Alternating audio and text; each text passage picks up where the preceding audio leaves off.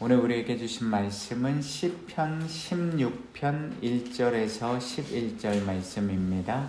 구약 성경 811페이지 정도에 있습니다.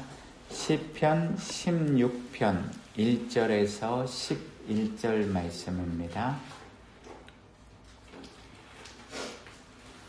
시편 16편 1절에서 11절입니다.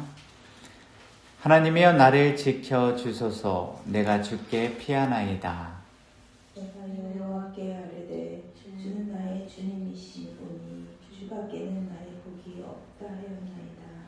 땅에 있는 성도들은 존귀한 자들이니 나의 모든 즐거움이 그들에게 있도다. 다른 신에게 예물을 드리는 자는 괴로움이 더할 것이라. 나는 그들이 드리는 피의 언제를 드리지 아니하며 내 입술로 그 이름도 부르지 아니하리로다. 여호와는 나의 산업과 나의 잔의 소득이시니 나의 분깃을 지키시나이다. 내게 줄로 지어준 구역은 아름다운 곳에 있으며 나의 기억이 실로 아름답도다. 나를 훈계하신 여호와를 송축할지라. 밤마다 내 양심이 나를 교훈하도다. 내가 여호와를 항상 내 앞에 모시며 그가 나의 오른쪽에 계심으로 내가 흔들리지 아니하리로다.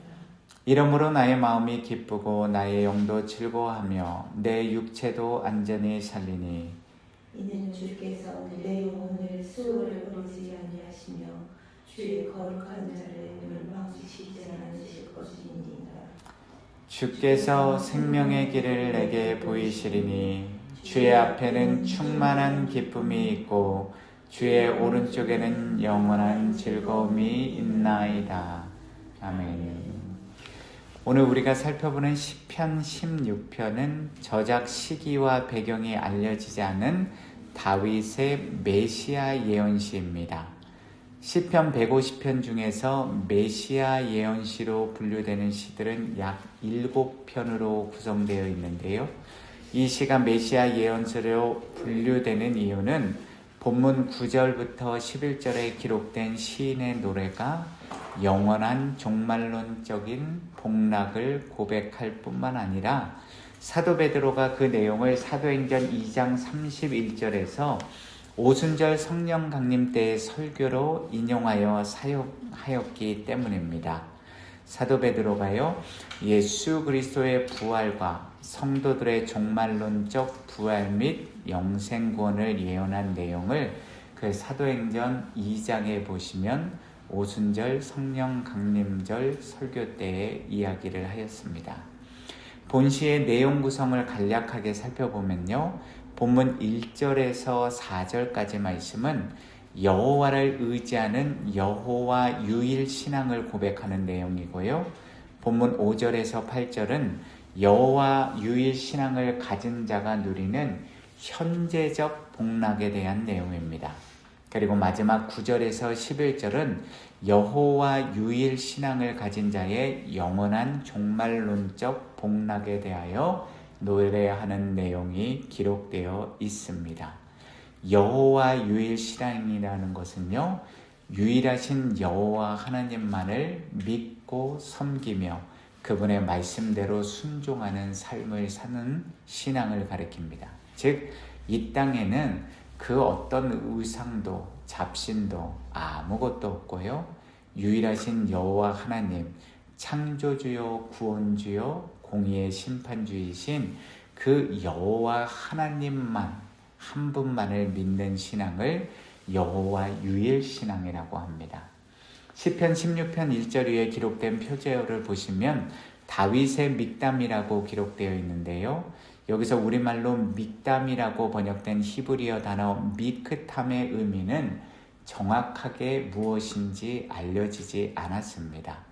단지 미크탐이라는 단어가 조각하다, 새기다라는 단어의 의미를 가지고 있기 때문에 돌판과 같은 때에 철필로 일일이 글자 하나하나를 새겨 넣어서 만든 시라고 보는 견해를 오늘날 많은 성서학자들이 지지하고 있습니다. 저자 다윗은 본문 1절을 이렇게 시작합니다. 하나님이여 나를 지켜주소서. 내가 주께 피하나이다. 여기서 우리말로 나를 지켜주소서라고 번역된 히브리어 샤메레니의 원형 샤마르는요, 고대 팔레스틴의 농경과 유목 사회의 배경 아래에서 생겨난 단어인데요. 곡식이 자라고 있는 농장이나 혹은 양떼가 사는 그 넓은 초장 둘레를 가시 울타리로 쳐서 양들이나 혹은 곡식을 보호하는 것을 의미하는 단어입니다. 이러한 다윗의 시적인 표현은요, 지금 다윗이 어떤 구체적인 인생의 어려움과 도움을 절실히 필요로 하는 상황에 놓여 있는지를 오늘 본문에 정확히 기록해 놓지 않아서 알 수는 없지만요, 지금 다윗이 자신의 목숨을 노리는 잔인하고 포악한 들짐승과 같은 원수들, 대적들의 위협 상황 아래에서 자신의 목자이신 여호와 하나님께 지켜달라고 부르짖어 기도하고 있다는 사실을 짐작할 수 있습니다. 그래서 다윗은 여호와여 나를 지켜주소서라고 찬양하였던 것입니다. 그런데 다윗은 이러한 인생의 큰 어려움 속에서 어떤 해결 방안을 찾습니까? 유일하신 여호와 하나님께 피하며 도움을 요청합니다. 본문 1절의 히브리어 원문에 기록된 접속사 키를 포함해서 번역하면 이런 의미가 됩니다. 본문을 보십시오. 하나님이여 나를 지켜주소서. 왜냐하면 내가 주께 피하기 때문입니다. 믿음의 사람 다윗은 여호와 하나님께서 나단 선지자를 통해서 자신과 자신의 후손들에게 약속해 주신 사무엘하 7장 8절에서 17절의 언약을 굳게 붙들고요, 유일하신 여호와 하나님의 도우심의 은혜를 간구하고 있는 것입니다.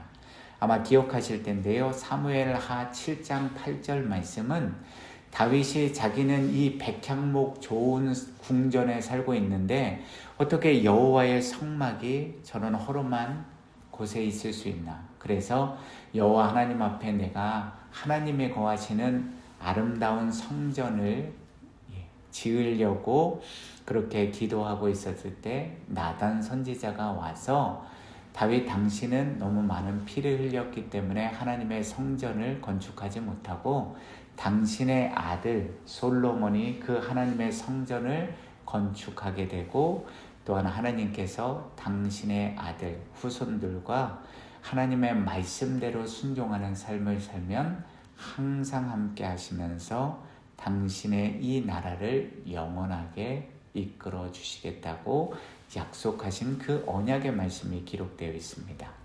그래서 다윗은 1절에서는 전능하신 하나님의 이름을 부르고요, 본문 2절에서는 영원하신 언약의 하나님, 결단코 자신이 약속하신 그 언약의 말씀을 이루시는 여호와의 이름을 부름과 동시에 그 여호와를 문장 끝에 보시면요, 나의 주님으로 고백하고 있는 것입니다.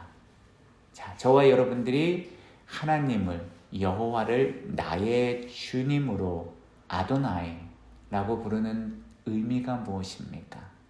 주님, 하나님, 당신이 나를 살리고 죽이는 나의 생사 여탈권을 쥐고 계시는 유일한 주권자, 내 삶의 주인이라고 고백하는 것입니다. 그렇다면 본문 2절에서 주님밖에는 나의 복이 없다라고 고백한 말의 뜻은 무엇입니까? 여기서 우리말로 복이라고 번역된 단어는 히브리어에서 일반적으로 복을 나타낼 때 사용하는, 지난 주일에 말씀드린 것처럼요,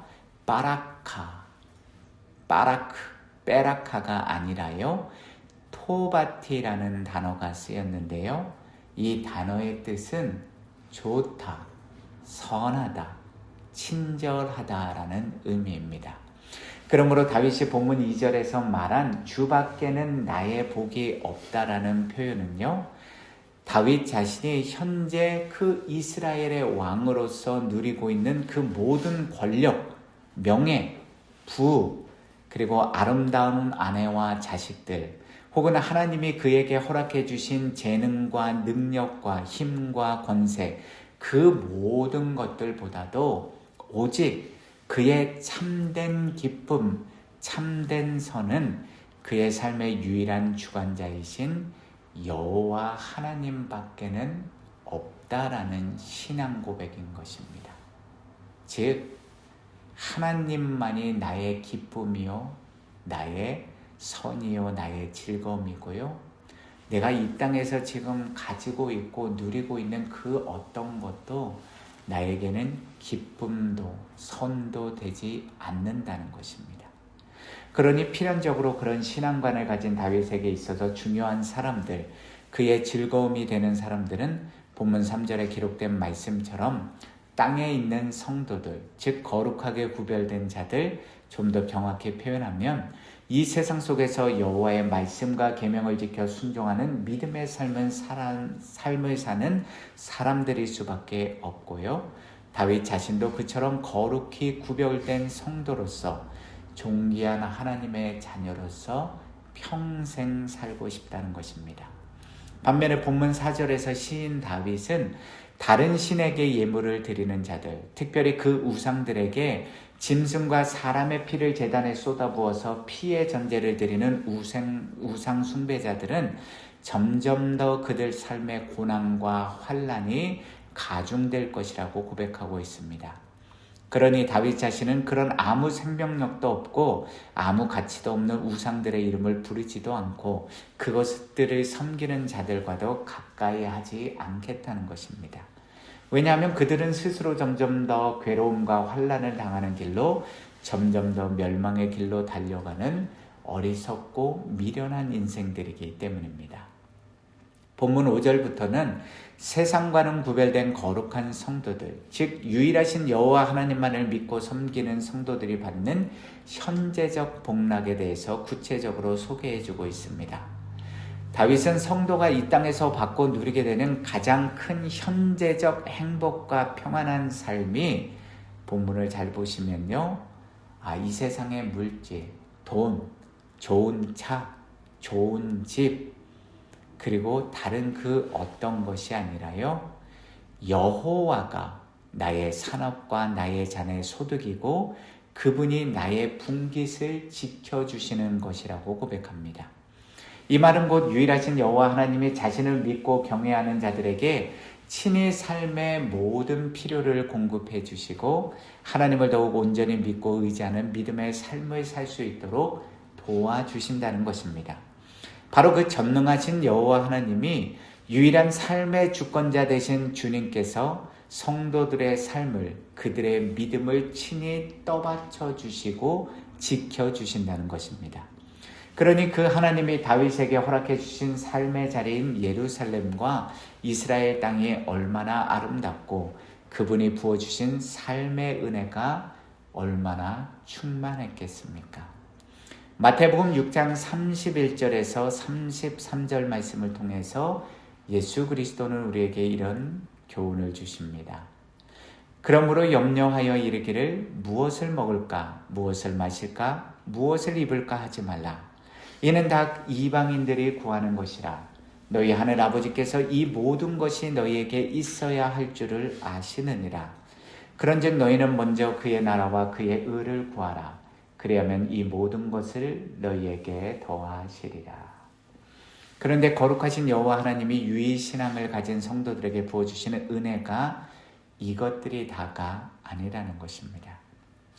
본문 7절을 보시면요, 살아계신 여호와 전능하신 하나님이 친히 잘못된 길로 나아가는 삶을 살지 않도록 그분의 계명, 말씀으로 훈계해 주시고 밤마다 자신의 심장, 자신의 마음과 양심에 주시는 하나님의 말씀을 받고 깨달아서 자신의 삶을 잘못된 방향과 길로 나아가지 않도록 교훈해 주신다는 것입니다.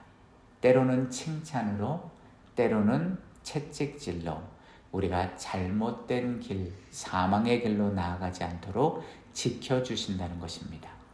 이것은 다윗이 단순히 하나님의 말씀과 계명을 자기 머릿속의 지식으로만 이해하고 있었던 것이 아니라 자신의 마음판에 새기고 그 말씀의 교훈대로 순종하는 믿음의 삶을 살았음을 나타내주고 있는 것입니다. 더 나아가 그 살아계신 여호와 하나님이 항상 자신의 앞에 서 계시고 자신의 오른쪽에서 어떤 상황과 환경과 조건 속에서도 흔들림 없는 마음으로 유일하신 여호와 하나님을 믿고 의지하는 삶을 살 수 있도록 도와주신다는 것입니다. 그래서 다윗은 지금 이 말할 수 없는 인생의 고난과 혼란과 어려움 속에서도 흔들림 없이 유일하신 여호와 하나님만을 믿고 섬기며 의지하는 믿음의 삶을 살 수 있었던 것입니다. 그런데 다윗의 찬양과 노래가 여기서 끝나지 않았습니다. 왜냐하면 성도들의 삶은 이 땅에서 현세적인 삶만을 살다가 영원한 죽음을 맞이하는 허무한 인생으로 끝나는 것이 아니라 영원하신 구원의 여호와께서 부어주시는 영생의 복락, 즉 하나님의 나라, 천국에서 누리는 영생의 삶이 남아있기 때문입니다. 다윗은 본문 9절에서 11절 말씀을 통해서 하나님 중심적인 믿음을 가지고 매일의 삶을 살아가는 거룩한 성도들에게 부어주시는 영원한 종말론적 은혜와 평안과 기쁨을 노래하고 있습니다. 여호와 하나님만을 믿는 유일신앙을 가진 성도들은 하나님이 부어주시는 마음의 참된 평안과 기쁨을 누리게 될 뿐만 아니라 육체도 안전히 거하게 된다는 것입니다. 잠언 17장 22절입니다. 마음의 즐거움은 양약이라도 심령의 근심은 뼈를 마르게 하느니라. 돈이 아무리 많고 아무리 가진 것이 많으면 무엇합니까? 오늘을 살아가는 내 마음이 기쁘지 않고 두려움과 염려와 불안에 쌓여 있으면 그 가진 모든 것들이 나를 행복하게 하겠습니까? 이사야 40장 31절입니다. 오직 여호와를 앙망하는 자는 새 힘을 얻으리니 독수리가 날개치며 올라감 같을 것이요 다른 박질하여도 곤비하지 아니하겠고 걸어가도 피곤하지 아니하리로다. 아멘. 우리 영혼과 우리 육신의 건강을 지켜주시는 여호와 하나님은 결단코 우리 영혼을 수월, 즉 영원한 죽음을 맞이하도록 버려두시지 않는 참 하나님이시고 우리 거룩한 성도들을 결단코 멸망으로 나아가지 않도록 지켜주시는 유일한 구원주이십니다.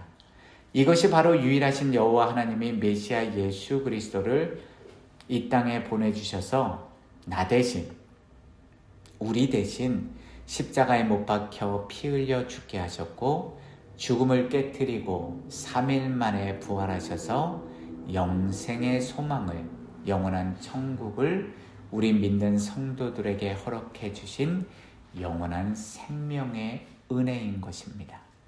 그러니 그런 자신의 유일한 독생자 예수 그리스도의 피값으로 값주어 사신 우리 거룩한 성도들에게 살아계시고 영원하신 여호와 하나님께서 생명의 길을 보여주시고 알려주시지 않겠습니까? 그리고 그 길의 끝에서 우리 성도들이 영광스러운 그날에 우리 주님의 얼굴을 직접 보며 기쁨과 감사와 영광의 찬양을 올려드리며 영생의 삶을 주님과 함께 영원한 하나님의 나라에서 살지 않겠습니까? 예수 그리스도 안에서 사랑하는 성도 여러분, 이 말씀을 전하고 있는 저는, 이 말씀을 듣고 계신 여러분들은 진실로 여호와 하나님, 우리 주님만을 우리 삶의 유일한 주권자로, 구원주로 모시고 그분만을 믿고 의지하고 따르는 유일 신앙의 삶을 오늘 살고 계십니까? 저와 여러분들은 오늘도 이 땅에서 우리 두 눈에 보이는 현재적인 복, 즉 돈, 부와 명예, 권력, 혹은 좋은 집, 좋은 차, 그리고 이 땅에서 세상 사람들이 살아가는 것만큼 나도 그 모든 것들을 누리며 살아가는 그 현재적인 세상의 것들만을 바라보고 살아가십니까? 아니면 하나님을 믿고 의지하며 영원한 복락을 바라보고 누리며 살아가고 계십니까? 하나님을 믿으면 이 땅에서뿐만 아니라 죽어서 영원한 하나님의 나라에서 누리는 복락을 하나님은 우리에게 부어주십니다. 또한 저와 여러분들의 마음, 생각, 그리고 우리 육신을 지켜주시는 분이 누구십니까? 우리는 우리 자신들이 열심히 노력하고 운동하고 열심히 최선을 다하면 이 모든 것들을 다 우리 스스로가 컨트롤하고 매니지할 수 있다고 생각하는데요. 잘 지나온 삶의 발자국을 되돌아보면 내가 아니라, 우리가 아니라 하나님이 우리의 마음과 생각도 우리의 육신의 건강도 지켜주셨음을 분명히 깨달아 알 수 있습니다. 저와 여러분들이 참된 하나님을 믿는 믿음을 가지고 있느냐 그렇지 않느냐는요, 교회 안에서, 우리 가정 안에서만 증명되는 것이 아니라 이 악하고 음란한 세상 속에서, 즉 우리 삶의 모든 현장 속에서 우리가 성도로서 오늘 어떤 삶을 살아가느냐로 주변에 있는 사람들로부터 듣는 평가로서 증명이 되는 것입니다. 또한 우리가 유일하신 여호와 하나님만을 진실로 우리 삶의 유일한 주인이요 피난처요 구원주로 진짜 믿고 살아가느냐, 아니면 말로만 그렇게 얘기하고 안 믿고 살아가느냐는 모든 일들이 다 잘 되고 편안한 삶을 살아갈 때 증명되는 것이 아니라요, 예기치 않는 인생의 고난과 한량과 어려움 속에서 저와 여러분들이 그 순간 진실로 우리가 누구를 의지하고 누구를 믿고 무엇을 붙들고 살아가느냐를 통해서 우리 자신들이 분명하게 깨달아 알 수 있는 것입니다. 바라옵기는 우리 모두가 다윗처럼 여호와 유일 신앙을 가지고 여호와 하나님만이 나의 복임을, 여호와 하나님 한 분만으로 만족하는 온전한 믿음의 삶을 오늘도 살아내는 귀하고 복된 존귀한 믿음의 성도들이 되시기를 예수 그리스도의 이름으로 축복하고 기도합니다. 오늘 말씀 잠언 22장 4절 말씀 함께 듣고 묵상하며 마치겠습니다. 잠언 22장 4절입니다. 겸손과 여호와를 경외함의 보상은 재물과 영광과 생명이니라. 아멘. 주기도문으로 오늘 새벽 기도에 마무리하겠습니다. 하늘에 계신 우리 아버지여, 이름이 거룩히 여김을 받으시오며 나라의 마옵시며 뜻이 하늘에서 이루어진 것 같이 땅에서도 이루어지이다. 오늘날 우리에게 일용할 양식을 주옵시고 우리가 우리에게 죄 지은 자를 사하여 준 것 같이 우리의 죄를 사하여 주옵시고 우리를 시험에 들게 하지 마옵시며 다만 악에서 구하옵소서. 나라와 권세와 영광이 아버지께 영원히 있사옵나이다. 아멘. 오늘도 주님 안에서 주님과 동행하시는 복된 은혜 하루 되십시오. 감사합니다.